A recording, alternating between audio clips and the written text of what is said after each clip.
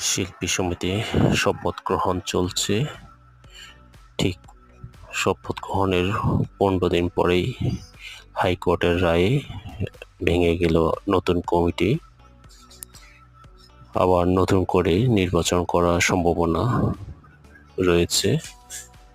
এদিকে সাংবাদিকদের উপরে যে হামলা করেছে শপথ গ্রহণের পর, তার একটা মনে হয় সঠিক বিচার হতে যাচ্ছে।